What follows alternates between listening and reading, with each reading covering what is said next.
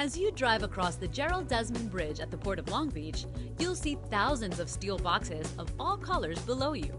Cargo containers full of merchandise headed to our favorite stores or ready to be shipped abroad. Thousands of containers, thousands of trips, and thousands of stories. Have you ever wondered about the stories behind these containers? That's what we asked Alan Bates, terminal manager at SSA, to help us understand. Step one, of course, is that they are manufactured and sold and/or leased to a shipping line. Then, each container is assigned a unique 7-digit number, kind of like a personal security number, that not only provides a basic description of the container, but is also used to track its journeys. From the terminal standpoint, it tells us the steamship line, who the container belongs to, the cargo that's in the container, whether it's an import or an export, full or empty, destination. It can be going to the rail, it could be going to a local delivery.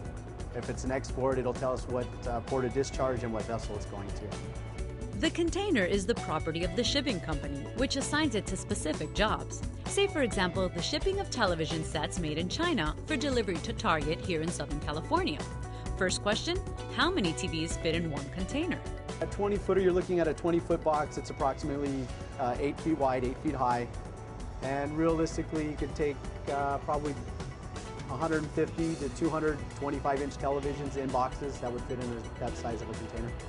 The container, now full of TVs, would be taken to the ship and loaded either below deck or above deck along with thousands of other containers.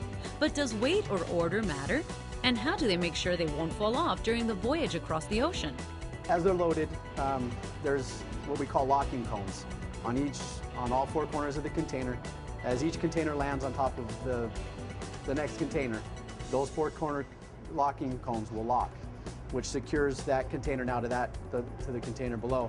And then as we stack higher, there's cones in between each container on each corner.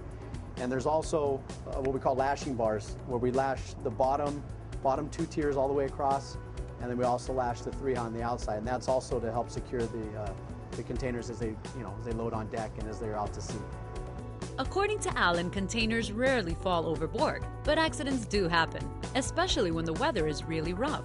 Experts say that a small percentage, an estimated 2,000 to 10,000 containers, do fall every year, like in November of last year, when thousands of Dorito brand tortilla chip bags washed ashore the Outer Banks of North Carolina. There's been situations where, heavy storms and bad weather where containers can get knocked off, but in the years I've been down here, I think I've seen it happen maybe 2 to 3 times, at least at the terminals I've been at. But yes, it does happen, but again, you'd be amazed. You'd think it would happen more, but it doesn't happen as much as people think. Now that our TV-laden container has safely made it across the ocean, it will be unloaded by a giant crane and temporarily stored at a port shipping terminal.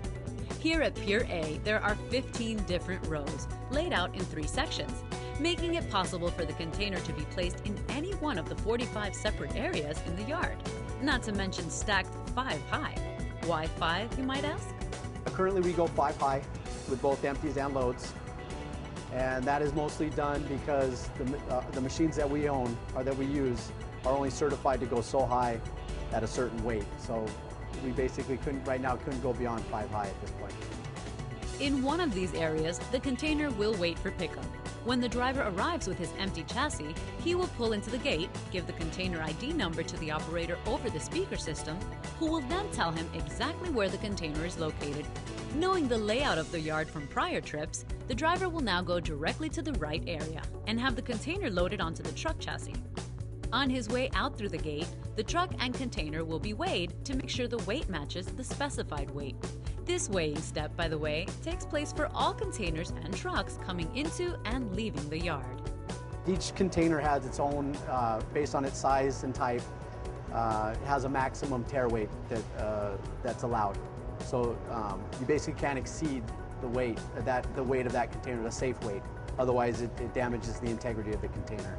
The container could rip open, the bottom floor can fall out. So we have to be real careful that the containers come in are within the weight specifications of that container. So now what happens? Well, our container will be driven to the Target warehouse, unloaded, and then assigned to another job. In its average 20-year lifespan, each container will make thousands of voyages and visit cities all over the world, carrying everything from TVs to tennis shoes to scrap metal. Depending on the normal wear and tear, you can have containers that are 20 years old and some that may last just a couple years because either they were dropped, damaged, or depending on the type of cargo they had in them, the insides got a little tore up, but it can vary from 1 year to 20 years. These sturdy containers may not look like much, but as you've seen, they are the backbone of the shipping industry, making it possible for us to transport goods all over the world.